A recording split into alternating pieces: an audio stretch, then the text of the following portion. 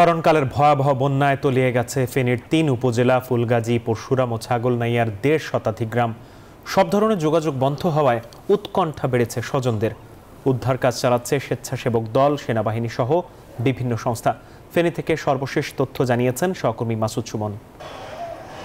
আমি এই মুহূর্তে আছি ফেনীর মিজান রোডে। আমি আপনাদের দেখাচ্ছি এই জায়গা দিয়েই কিন্তু সেই ছাগলনাইয়া বলি, পরশুরাম বা ফুলগাছির যে বন্যা কবলিত বা যে ভয়াবহ মানবিক বিপর্যয়ে পড়েছিল মানুষ, যারা বন্দী হয়েছিল, পানিবন্দী, তাদেরকে কিন্তু উদ্ধার করে এই রাস্তা দিয়ে নিয়ে আসা হয়।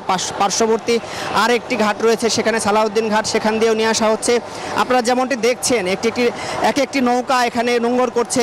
সাথে সাথে যে আপনজনরা অপেক্ষা করছিলেন, যারা বিদ্যুৎ, মোবাইল নেটওয়ার্ক না থাকার কারণে তাদের পরিবারের সদস্যদের সাথে যোগাযোগ করতে পারছিলেন না, তারা ভিড় জমাচ্ছেন যে তাদের পরিবারের সদস্যরা আসছেন কিনা। যারা আসছেন তাদের বুকে জড়িয়ে নিচ্ছেন, উৎফুল্ল হচ্ছেন।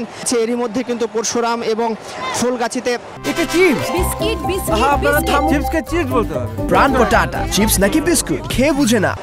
পানি কিছুটা কমতে শুরু করেছে, অর্থাৎ বন্যার উন্নতি ঘটেছে। তারা বলছেন যে বেশ কিছু রাস্তা জেগেছে, বেশ কিছু বাড়িঘর জেগেছে। ছাগলনাইয়ার পরিস্থিতিটি অপরিবর্তিত এমনটি বলেছে। পাশাপাশি তারা আমাদের যেমনটি জানিয়েছে, এই 3 অঞ্চলের পানি নেমে যাওয়ার কারণে, বিশেষ করে 2 অঞ্চলের ফুলগাছি এবং পরশুরামে পানি নেমে যাচ্ছে।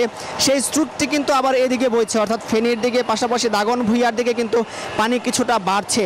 ফলে তারা জানাচ্ছিলেন সেদিকে কিছুটা ভোগান্তি বেড়েছে। যদি আমরা সর্বশেষ চিত্রটি বলি, তাহলে বলা চলে ব্যাপক সংখ্যক মানুষকে উদ্ধার করে নিয়ে এসেছে এবং ত্রাণ সামগ্রী পৌঁছে দিয়েছে। হেলিকপ্টার দিয়ে যেমন সেনাবাহিনী দিয়েছে, নৌকা দিয়ে যেমন সেনাবাহিনী দিয়েছে, পাশাপাশি স্বেচ্ছাসেবক দলরাও কিন্তু ব্যাপক এই ত্রাণ সামগ্রী পৌঁছে দিয়েছে, যেটি কিছুটা স্বস্তি ফিরেছে এই ফেনীবাসীর মাঝে।